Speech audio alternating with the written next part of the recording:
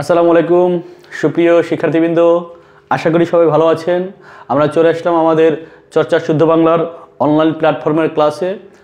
আমরা পড়তেছিলাম ধারাবাহিকভাবে সমাসের ক্লাস। আজ আমরা সমাস পর্ব 6-এর ক্লাস করব। আমি ইতিমধ্যে লিখে রেখেছি আমাদের সমাসের বিষয়। আজকের সমাস হচ্ছে বহুব্রীহি সমাস। চলুন বহুব্রীহি সমাসের সংজ্ঞাটা দিয়ে তারপরে সমাসের আলোচনা শুরু করি। বহুব্রীহি সমাসটা হচ্ছে, একটু মনে রাখতে হবে, যে সমাসের সমস্ত পদটি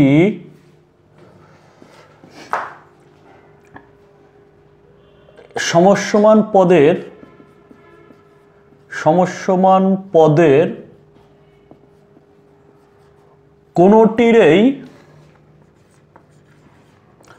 কোনোটিরই অর্থকে প্রাধান্য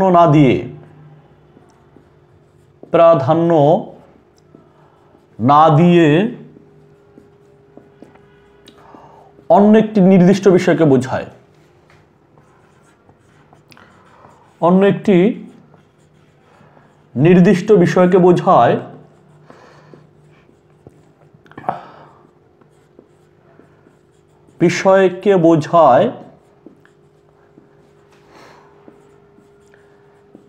তাকে বহুব্রীহি সমাস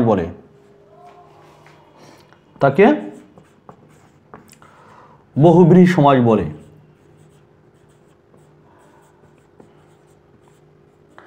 এখন কথা হচ্ছে, স্যার এই কি লিখলেন, কিছুই তো বুঝলাম না। আমাদের যেটা থাকে মূল কথা হচ্ছে, আমাদের স্যার সংজ্ঞা তো লিখলেন, এটা হচ্ছে মানে প্রমিত ভাষা হিসেবে বলা, কিন্তু উদাহরণ দিয়ে প্রয়োগগতভাবে তো স্যার বুঝতে পারলাম না। উদাহরণ দিয়ে প্রয়োগভাবে বুঝতে হলে কয়েকটি শব্দের দিকে মনে রাখতে হবে। একটা হচ্ছে সমস্ত পদ। না চিনলে সমাস চিনবেন না, এটা আমাদের সমাসের প্রাথমিক আলোচনা। একদম সমাসের বীজ যেই পর্বটা আছে, এই পর্বটা না দেখলে আপনি এটা কিছুই বুঝবেন না। ওই জায়গায় এইটাও বুঝবেন, সমস্যমান পদ কি জিনিস, এগুলো বোঝার জন্য। আর এগুলো না বুঝলে আপনি সমাস চিনবেন না, যেহেতু সে কারণে এগুলো ভিডিওগুলো দেখে আপনাকে এগুলো ক্লিয়ার হতে হবে। আমার পর্বভিত্তিক ভিডিওতে দেওয়া আছে। তাহলে বলেছে কি, সমস্ত পদটা কি করবে না, সমস্ত পদের কোনোটির অর্থকে প্রাধান্য দেয় না, অর্থাৎ কোনোটির অর্থকে বোঝাবে না। তাহলে বোঝাবে কাকে? অন্য একটি নির্দিষ্ট বিষয়কে বোঝাবে। তাহলে কি দাঁড়ালো মূল কথা? যারা আছে তারা কেউ না, অন্য একজনের দৌড়াদৌড়ি। স্বামী স্ত্রী কেউ না, তৃতীয় পক্ষ, পরকীয়া প্রেম। মনে রাখবেন, এই বহুব্রীহি সমাসের সাথে আমাদের এই সমস্যাটা জড়িত। স্যার কিভাবে জড়িত, একটা উদাহরণ দিয়ে বুঝান। চলুন তাহলে একটা উদাহরণ দিয়ে বুঝি যে কি বললাম। সমস্ত পদ কোনো সমস্যমান পদার্থকে বোঝাবে না, বোঝাবে তৃতীয় পক্ষের আরেকটা বিষয়কে।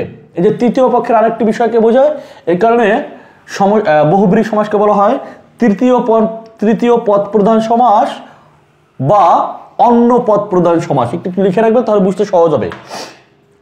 এটা অ্যাডমিশন পরীক্ষার প্রশ্ন বা বিভিন্ন প্রতিযোগিতামূলক পরীক্ষার প্রশ্ন হয়। বহুব্রীহি সমাসকে তৃতীয়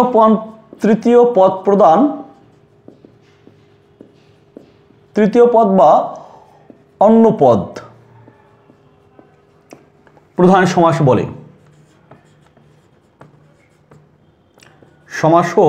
বলে। কিরকম কথা আসি দেখেন। 80-20 একটা শব্দ। 80 শব্দের অর্থ হচ্ছে দাঁত, আর 20 তো 20। তাহলে পুরো সমস্ত পদটা হচ্ছে 80-20। 80-20-এর ভেতরে 80 একটা শব্দ আছে সমস্যমান পদ, 20 একটা শব্দ আছে সমস্যমান পদ। তাহলে এখন 80-20 বলতে আলটিমেটলি কাকে বোঝায়? 80-20 বলতে বোঝায় সাপকে। 80-20 বলতে কাকে বোঝায়? সাপকে। তাহলে 80 শব্দের অর্থ হচ্ছে দাঁত, আর 20 হচ্ছে বিষ। তাহলে দাঁতে বিষ থাকলেই কি সেই কীটপতঙ্গ বা সেই প্রাণীকে 80-20 বলতেছে? না। তার মানে আমরা যদি ওই বৈশিষ্ট্য ধরি যে স্যার যেসব প্রাণীর বা কীটপতঙ্গের দাঁতে বিষ আছে এরাই আশি বিষের অন্তর্ভুক্ত, কিন্তু আপনি কি ওই ধরনের কত কীটপতঙ্গ, কত পিঁপড়া, তারপরে কত ধরনের প্রাণী আছে না, আপনি কি সব প্রাণীকে আশি বিষ বলতেছেন? না। কাকে বলতেছেন? শুধু সাপকে। তাহলে কি বোঝা গেল যে আশির অর্থ নাই, বিশ্বের অর্থ নাই, বোঝাচ্ছে অন্য একটা বিষয়কে। ক্লিয়ার? এরকম সমাজ যেগুলো হয় সেগুলোকে বলা হয় বহুব্রীহি সমাস। এটা ব্যাস ব্যাখ্যা কি হবে? আশিতে বিষ আছে যার। আশিতে মানে কি? দাঁত। দাঁতে বিষ আছে যার তাকে বলা হয় আশি বিষ। এটা দিলাম হচ্ছে উদাহরণ, এটা দিলাম আমাদের উদাহরণ। বুঝতে পেরেছি? দেখেন আমরা বলি গায়ে হলুদ। গায়ে হলুদ কাকে বোঝায়? গা শব্দের অর্থ কি? দেহ। গা শব্দের অর্থ দেহ। চন্দ্রবিন্দু থাকলে আবার গ্রাম। তাহলে গায়ে হলুদ না বোঝা দেহকে, না বোঝা হলুদকে, বোঝা কাকে? বোঝা একটা অনুষ্ঠানকে। তাহলে এখানে যারা আছে তাদের কোনো অর্থ বোঝাচ্ছে? বোঝাচ্ছে না। একই রকম ভাবে ঘোড়ার ডিম, আমরা বলি ঘোড়ার ডিম। আচ্ছা, ঘোড়ার ডিম বলতে কাকে বুঝি? ঘোড়ার ডিম আমরা ঘোড়াকে বুঝি না ডিমকে বুঝি? ঘোড়াকে বুঝি না ডিমকে বুঝি?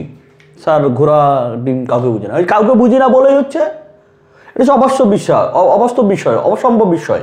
তাহলে ঘোড়ারকেও বুঝি না, ডিমকেও বুঝি না, বুঝি অন্য একটা বিষয়কে। এই কারণে এগুলো কি? সবই বহুব্রীহি সমাসের উদাহরণ। আমাদের বহুব্রীহি সমাস 8 প্রকার। বহুব্রীহি সমাস কত প্রকার?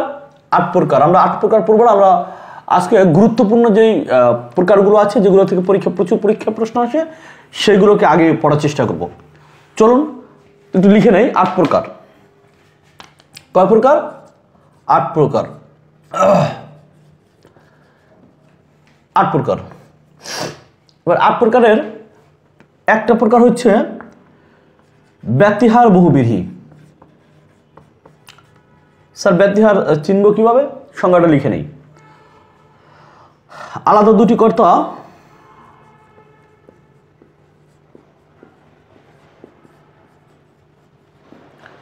একই সময়ে একই কাজে নিয়োজিত আছে। একই সময়ে একই কাজে নিয়োজিত থাকে।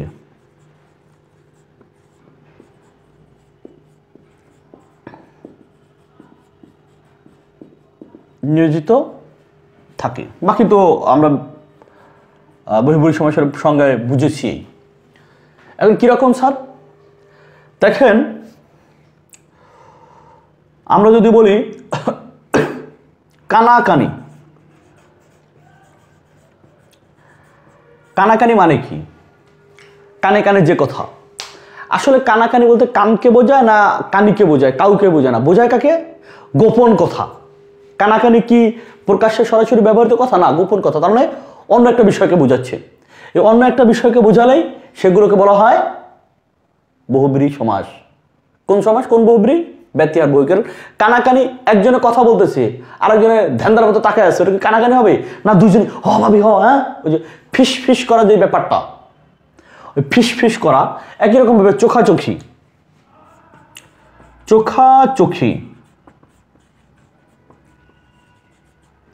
চোখে চোখে যে কাজ। চোখে চোখে কোন কাজ? কি একটা লাইন আমাদের গানের লাইন আছে না, চোখ যে মনের কথা বলে, নাকি এরকম বলি না আমরা?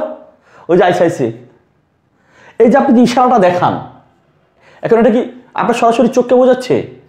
যদি আপনি দেখাইতে চান সরাসরি বলতে ওই যে আসছে, এটা বলতে পারতেন না? আপনি কি বলেন যে ওই যে আসছে, আপনি কি ইশারা দেখেন ওই যে আসছে, তার মানে কি গোপনীয় একটা রহস্যজনক, সন্দেহজনক, আপনি প্রকাশ করার মতো কথা না যেটা, সেটাকে ইশারা করে বোঝান। এই কারণে এগুলো হচ্ছে কি? ব্যতিহার। এখন চোখাচোখি, একজনের চোখের ইশারা দিচ্ছেন আর সে বুঝে না, সে আরেক দিকে তাকে আছে, তাহলে হবে কোলাকুলি। কোলাকুলি, কোলাকুলি মানে কি? কোলে কোলে যে আলিঙ্গন করা হয়।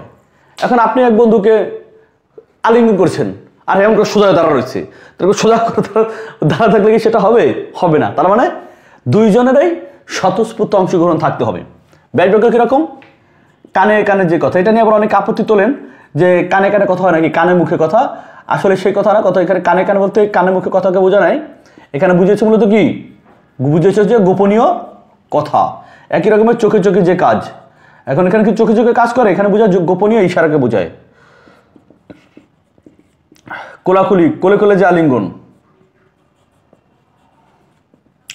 ব্যয় বাক্যটা আপনার মতো করে নিতে পারবেন। তাহলে ব্যতি আর বহুব্রীহি আশা করি ক্লিয়ার।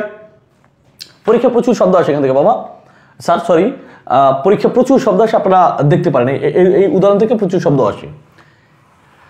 এবার আসি ব্যতি আর বহুব্রীহির বাইরে আরো আছে সংখ্যাবাচক বহুব্রীহি। 2 নম্বরে সংখ্যাবাচক। তাহলে বহুব্রীহি সমাস কোনটা? বহুব্রীহি সমাস হচ্ছে যে সমাসে কি থাকে না, যে সমাসের সমস্ত পদের সমস্যমান পদের কোনোটার অর্থ থাকে না। তাহলে সংখ্যাবাচক যেহেতু নামেই বলা আছে, তাহলে পূর্ববাদটা কি থাকবে? পূর্ববাদ সংখ্যাবাচক। যে বহুব্রীহি সমাসের পূর্ববাদের সংখ্যাবাচক শব্দ থাকে তাকে বহুব্রীহি সমাস বলে। দেখা কি যে এটা হচ্ছে সংজ্ঞা আর কি, যে বহুব্রীহি সমাসে যদি এরকম হবে জাস্ট একটা বহুব্রীহি লিখলেই হতো, যে বহুব্রীহি সমাসের পূর্বপদে সংখ্যাবাচক শব্দ থাকে,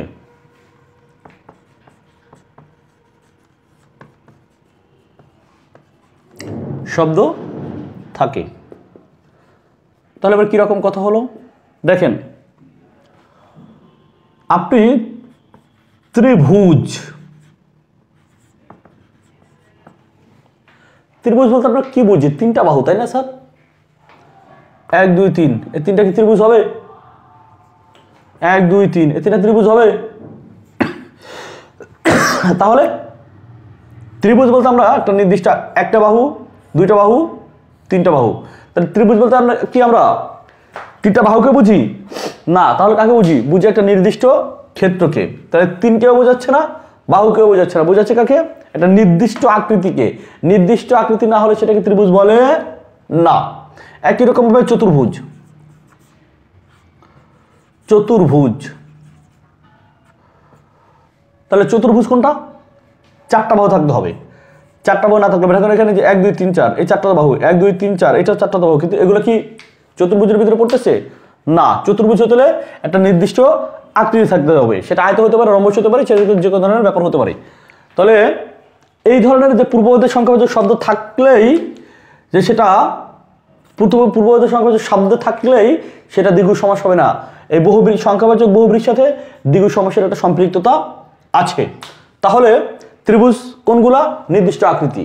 একই রকমভাবে দেখেন ত্রিশূল, পূর্ববাদে কিন্তু সংখ্যাবাচক শব্দ আছে, বাট আমি ত্রিশূল বলতে কি বুঝি?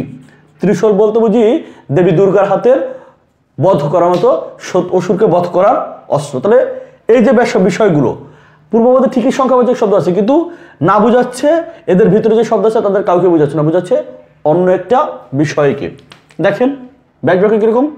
ত্রি শব্দের অর্থ 3।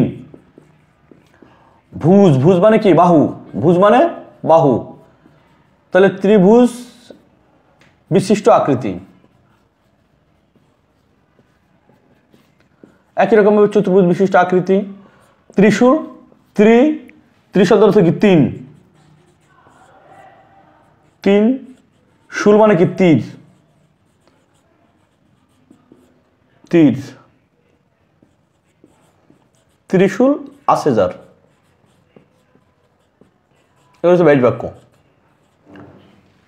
এরপর আসি সংখ্যাবাচক বহুব্রীহি আর দ্বিগু বহুব্রীহি, দ্বিগু সমাস আলাদা করে দেখানো হবে অন্য একটা ভিডিওতে। এরপর আছে আমাদের বহুব্রীহি সমাসের সংখ্যাবাচক বহুব্রীহির পর অলুক বহুব্রীহি। এটাও প্রচুর পরীক্ষায় আসে এবং এটা আমরা ধরতেই পারি না। অলুক বহুব্রীহি কোনটা? অলুক সমাসের কথা মনে আছে? নিশ্চয় মনে আছে। অলুক হচ্ছে যে সমাসের বিভক্তি লোপ পায় না। তাহলে অলুক বহুব্রীহি, বিভক্তি লোপ পায় না যে বহুব্রীহি সমাসের, বিভক্তি লোপ পায় না যে বহুব্রীহি সমাসের।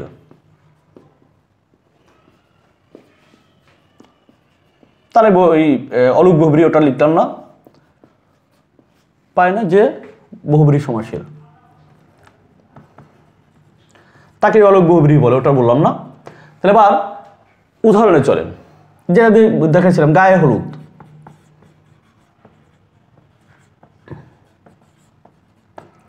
তাহলে মূল শব্দ কি? গা। গা শব্দের অর্থ কি? দেহ। বাড়তি যোগ হয়েছে এ, এটা যোগ হয়ে আছে না চলে গেছে? আছে, যেহেতু আছে সেহেতু অলুক, বিভক্তি যুক্ত হয়ে আছে যেহেতু সেহেতু অলুক। এখন গায়ে হলুদ বলতে গাকে বোঝায় না হলুদকে বোঝায়? দেহকেও বোঝায় না, হলুদকেও বোঝায় না, বোঝায় কাকে? বোঝায় একটা অনুষ্ঠানকে। এই কারণে এটা অলুক বহুব্রীহি সমাস। একই রকমভাবে দেখেন মুখে ভাত, অন্নপ্রাশন, যেটা অন্নপ্রাশন করা, মুখে ভাত দেওয়া প্রথম দিন। হাতে খড়ি, খড়ি মানে কি? খড়িমাটি, কলম, লেখার উপকরণ। তাহলে এই লেখার উপকরণ যেদিন হাতে দেওয়া হয়, তাহলে এখানে না বুঝাচ্ছে হাতকে, না বুঝাচ্ছে খড়ি, কি বোঝাচ্ছে? শিক্ষা জীবন শুরু।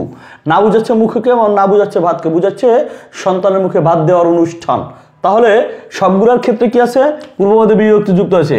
পূর্বমধ্যে বিভক্তি যুক্ত থেকে বিভক্তিকে লোপ পেয়েছে না? আছে। বিভক্তি যদি লোপ পায় নাই মানে আছে, সেহেতু এগুলো অলুক সমাস। আর কোনোটারই অর্থ বোঝাচ্ছে না, বোঝাচ্ছে অন্য একটা বিষয়কে, এই কারণে বোঝাচ্ছে বহুব্রীহি সমাস। দুইটা মিলে অলুক বহুব্রীহি সমাস। ব্যাস বাক্য কিভাবে লিখবো? যেমন একটা লিখে দেই, গায়ে হলুদ দেওয়া হয় যে অনুষ্ঠানে। এখন বলতে পারেন স্যার এই সমস্ত পদে তো অনুষ্ঠান আছে, আরে বাবা সমস্ত পদ দিয়ে তো কোনো সমাস চিনবেন না। যে গায়ে হলুদ দেয়া হয় যে অনুষ্ঠানে,